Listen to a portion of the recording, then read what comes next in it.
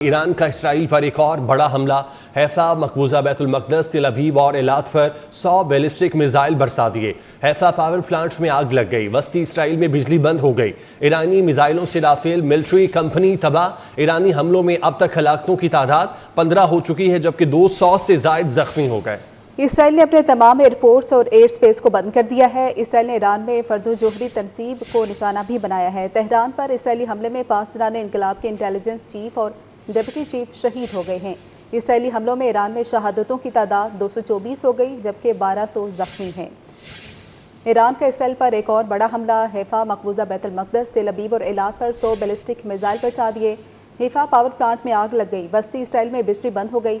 ईरानी मिसाइलों से Rafale military company तबाह कर दी गई। ईरानी हमलों में अब तक हलाकतों की तादाद 15 हो गई है। 200 से ज्यादा जख्मी बताए जा रहे हैं।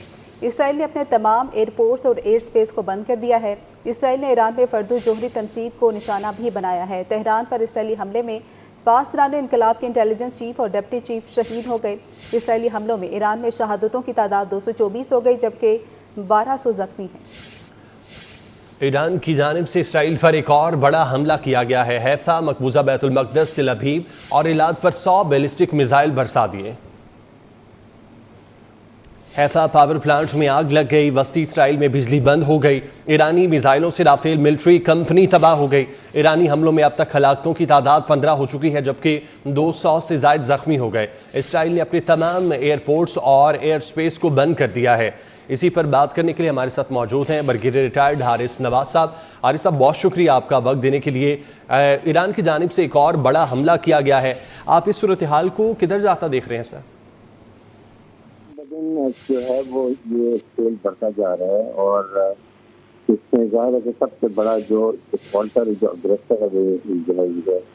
आप किसी मुल्क की सॉवरेनिटी पे, बॉर्डर पे आप बिला ख्याल अगर आप अटैक कर देंगे तो दे ऑल द राइट कि वो अपने डिफेंस में जो दूसरे मुल्क के खिलाफ कार्रवाई करेंगे, जिनमें कन्वेंशन कैटेगरी 1 में लिखा हुआ है। और उसके बाद इजराइल के ये भी बात है कि हमारे सिविलियन शहीद मारे गए तो हम बदला लेंगे।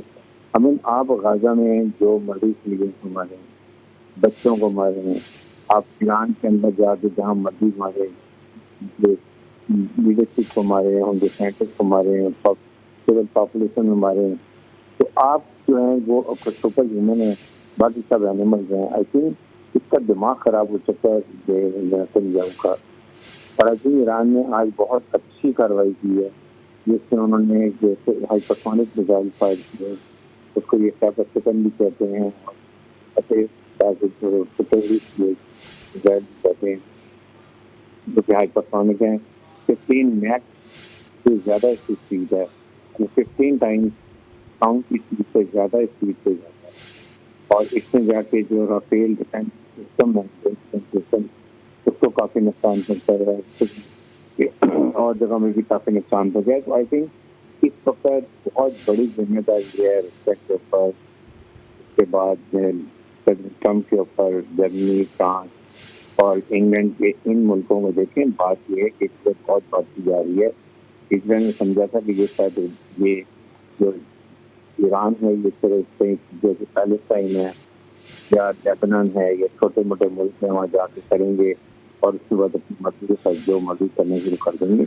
ईरान बहुत बड़ा मुल्क है, बहुत बड़ी मिलिट्री पावर है, उनकी इंडिजिनस मिसाइल टेक्नोलॉजी है, उनकी मिसाइल हाइपरसोनिक, उसके बाद क्रूज मिसाइल, बैलिस्टिक मिसाइल हैं और उन्होंने करके दिखा दी है। और अब इसराइल फिक्र भी हो रही है क्योंकि इजराइली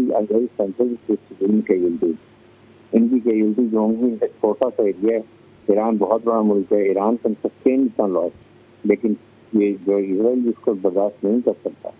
इसकी अभी भी जिम्मेदारी है, अभी भी ये लोग ममालिक को समझना चाहिए और बड़े ममालिक को दरमियान में आना चाहिए, सफारतकारी को मौका देना चाहिए और इसको डीएस्केलेट करने की जरूरत। ठीक है हारिस नवाज साहब, हमारे साथ ही रहिए। एंकर पर्सन मसूद रजा ने भी हमें ज्वाइन किया है। मसूद, जिस तरह से हम देखते हैं कि अमरीकी रूसी सदर का भी रब्ता हुआ और दीगर आलमी रहनुमा भी रब्ते कर रही, तो आपको लगता है कि सालसी हो जाएगी उस टाइम में जबकि ईरान सालसी से इनकार भी कर चुका है?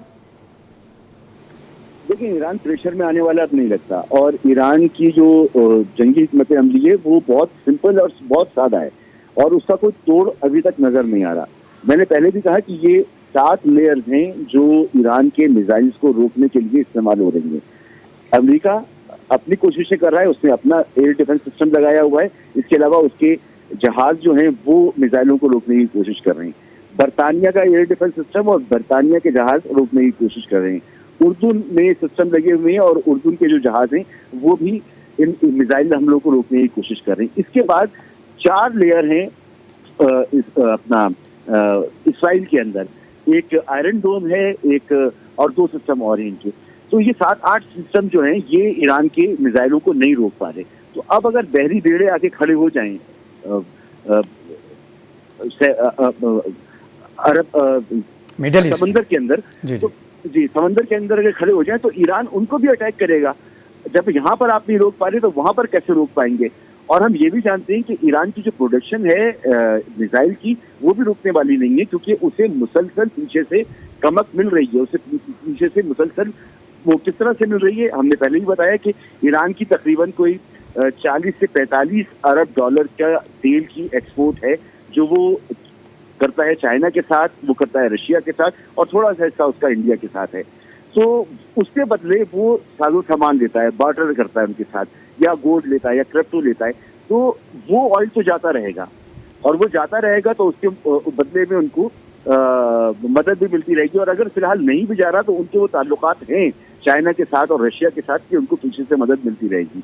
और इसके अलावा भी ईरान ने ज़ेरे ज़मीन पूरे शहर आबाद किए जिसमें कि वो सिर्फ मिसाइल बनाता है, ड्रोन्स बनाता है। तो ईरान के पास बहुत असलाह भी मौजूद है और उसकी कैपेबिलिटी भी है कि वो जहां चाहे वो टारगेट कर सकता है। उसके पास long distance, long range missile मौजूद हैं। तो वो अमेरिका हो या बरतानिया हो या कोई भी हो, सारे सिस्टम तो उन्हीं के लगे हुए हैं, उन्हीं का असलाह है। जब वो नहीं रोक पा रहे इसराइल पर हमले, तो अपने एयरक्राफ्ट कैरियर पर कैसे रोक पाएंगे। तो मुझे नहीं लगता कि वो जंग में बराह रास्त शामिल होंगे। प्रेशर टैक्सेस जरूर हो सकती हैं, लेकिन इनसे ईरान। ठीक है, एंकर पर्सन मसूद रजा, ब्रिगेडियर रिटायर्ड हारिस नवाज साहब हमारे साथ मौजूद थे। आप दोनों का बहुत शुक्रिया।